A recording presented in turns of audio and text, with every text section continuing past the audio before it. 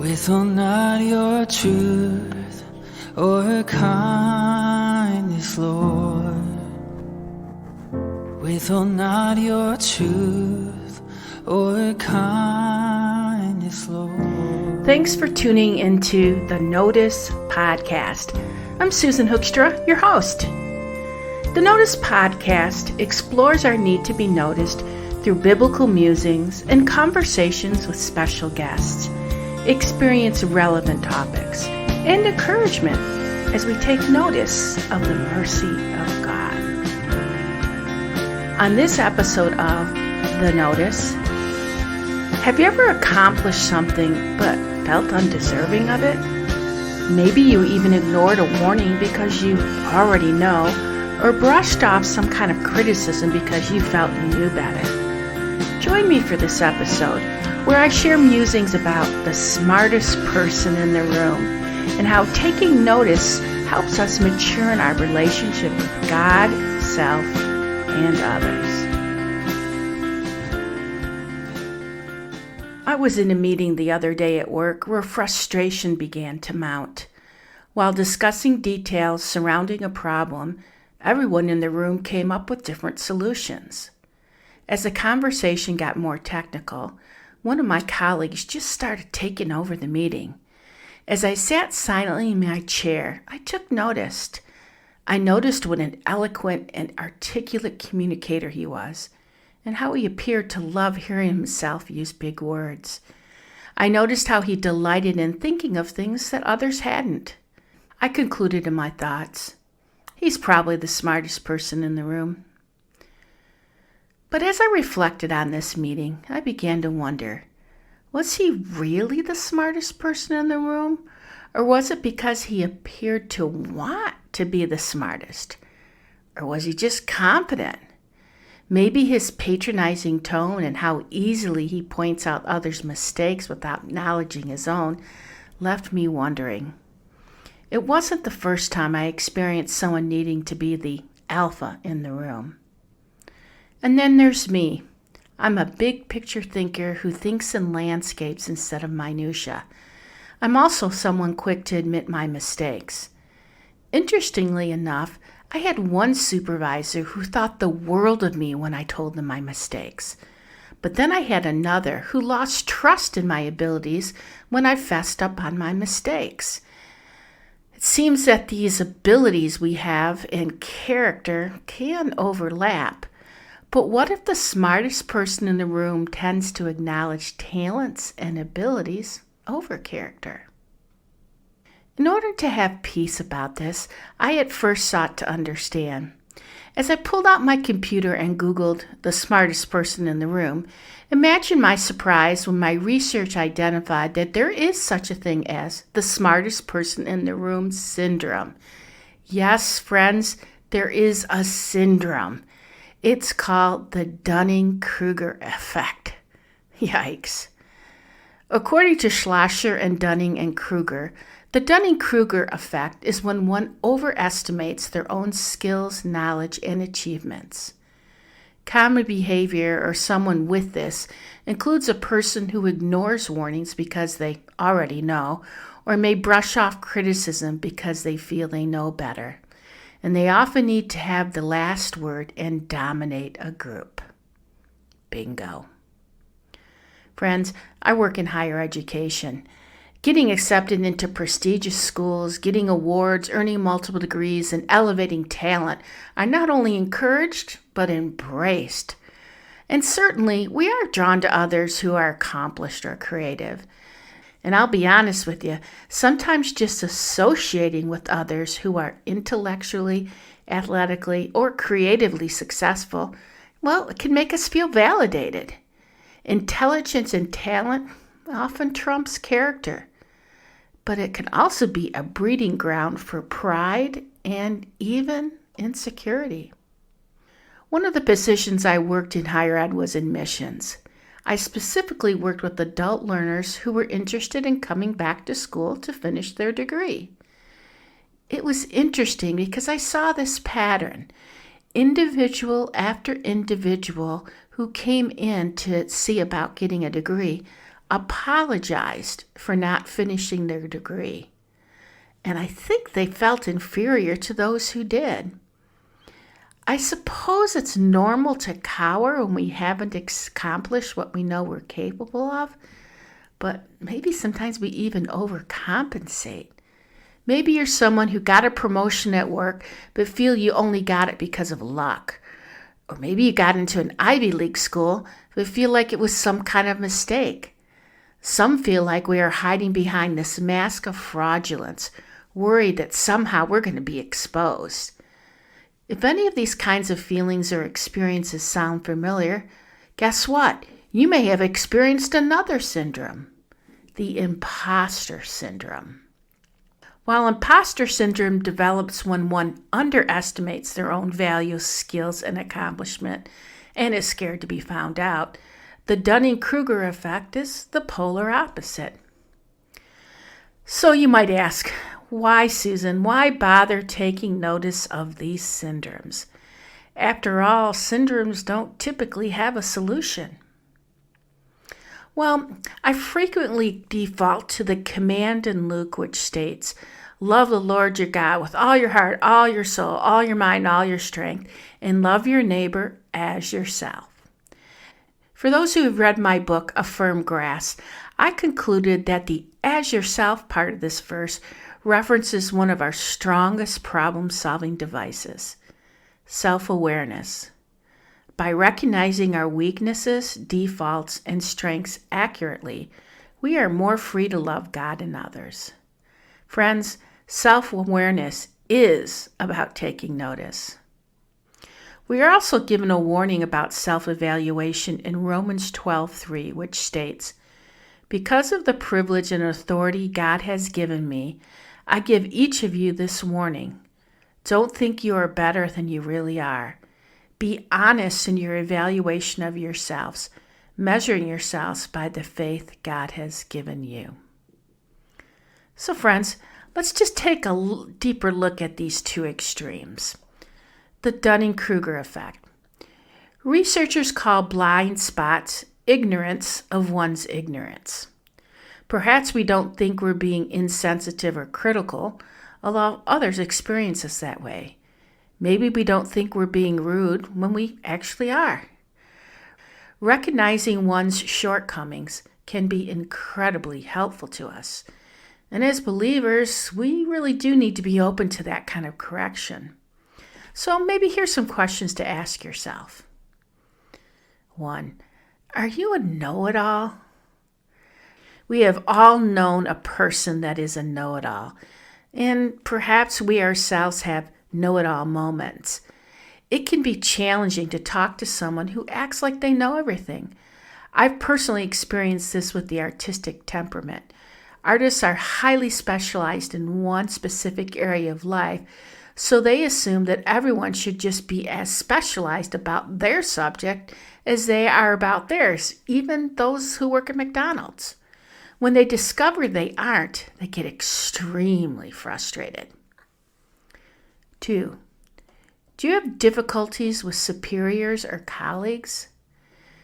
Because those experiencing the Dunning-Kruger effect cannot admit their wrongs and come off as a know-it-all, it can evoke conflict. Seeing ourselves as more capable and knowledgeable creates an us versus them mentality. Tell me about your employee reviews. Are they awkward? Does the conflict turn into defensiveness? On the other side of the coin is imposter syndrome.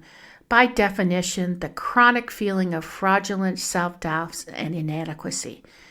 Unfortunately, there tends to be a lack of awareness of imposter syndrome, and many of us experience imposter syndrome without even realizing it.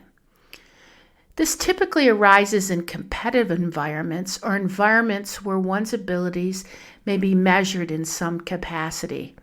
So you might see imposter syndrome in college students, medical students, and high-level professionals.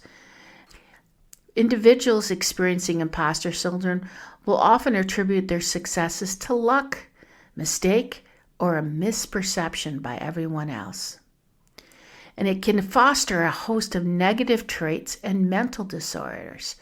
Imposter syndrome, in and of itself, is not formally recognized as a mental disorder.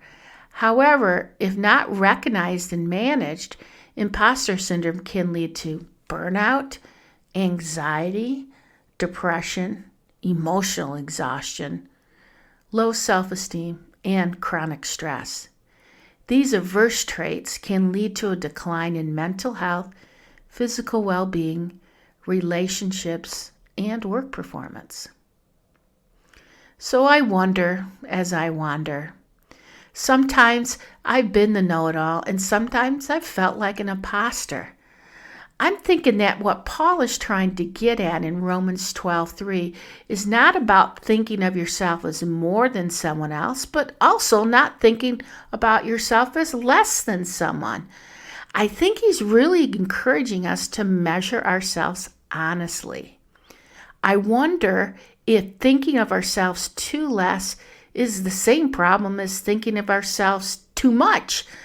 Both seem to warrant attention on self. I don't think it's unusual that those who want to be the smartest person in the room and those with imposter syndrome might be manifesting defensiveness. Of course, we have valid reasons to be self-protective. I'm not talking about those times when we don't want to burn ourselves on the stove.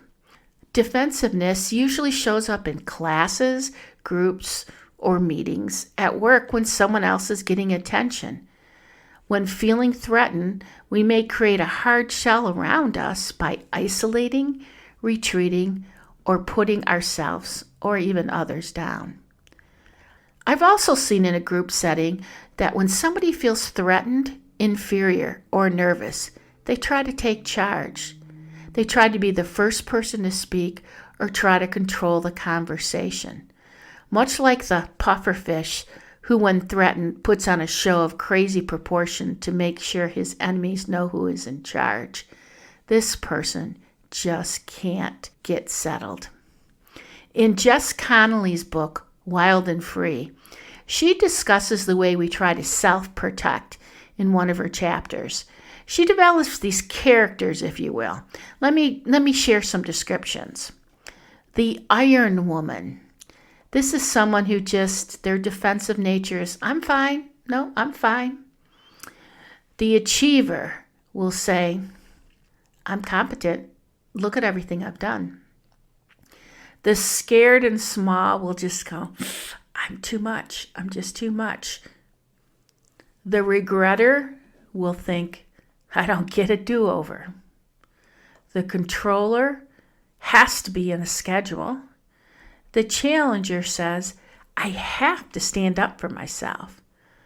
The Restless Wanderer says, I have to move on. I'm just out of here. The Busy Bee says, I have to be busy. The Victim says, I'd like to know why life is so hard for me. And the Perfectionist says, I have to do it well. Friends, this got me thinking, why do we need to protect ourselves in group situation? What is it that we're scared of? What if we entered a room not even looking for the smartest or most insecure person? And what if levels weren't even a thing? And what if through mercy we discovered that those in our group are possibly just covering up some deep-rooted fear? Would that change our response to them? Or better yet, what would it look like if we took notice of God being the smartest person in the room? How would our perceptions change about ourselves, about others? Friends, I just have to say this. Jesus was the smartest man who ever lived. So often we think of Jesus as spiritual in a way disconnected from our reality. In fact, some consider Jesus as religiously idealistic, but not, as they say, street smart. Maybe you think Jesus knows how things ought to be, but perhaps he's not so incisive on how things really are. Of course, Jesus is a good teacher, but in the popular imagination, pretty much a naive one. Dallas Willard explains it this way. The world has succeeded in opposing intelligence to goodness, and today attempt to combine spirituality or moral purity with great intelligence cause widespread pangs of cognitive dissonance. Mother Teresa, for example, no more than Jesus, is thought of as smart, nice, of course, but not really smart. Smart means good at managing how life really is. Now, Jesus knows exactly how things really are, and in fact knows how things really are better than anyone else. Consider the Sermon on the Mount. We may look over the ethos of the sermon and find the whole thing utterly impractical towards getting ahead in the world. Yet one of the underlying points of the sermon is that getting ahead in the world is, useless. Friends, perhaps the reality is that we look at Jesus as, please, I'm a child looking for tips on playing checkers, when all along Jesus is actually playing chess. That is because as God, our thoughts are not his thoughts, and Jesus is omniscient. He knows everything. In Mark 1:22 we read, "And they were astonished at his teaching, for he thought them as one who had authority, and not as the scribes." The sort of authority Jesus is wowing them with here is not the kind accumulated through years of study. Jesus taught with the authority of God. His authority doesn't come from education, achievements, or talents, but from authorship. He told me all I ever did, the Samaritan woman declares in John 4:39. This is because he foreknew it all, declared it all, and saw it all. The other reason that God is the smartest person in the room is because he sees what's beneath the surface. He understands and sees our motives. Too often, we think we know another's motives when we truly don't. In James Richard's book, How to Stop the Pain, he explains how we can make observations, but we really can't determine someone else's motives. Otherwise, we end up judging someone based on our perception of their motives rather than what they actually did or said. I guess, friends, we don't know it all.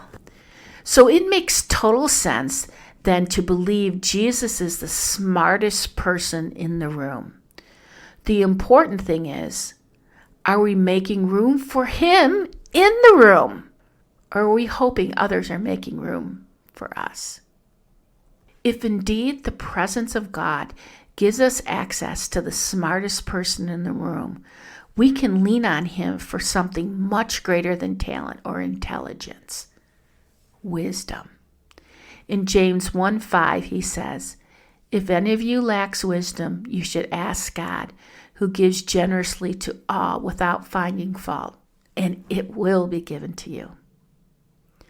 So, friends, I guess it doesn't really matter what our educational background is, our degrees, talents, or achievements, but rather it's our access to Jesus. Our access to him and the gifts of the Holy Spirit builds our character. And in God's economy, character really matters.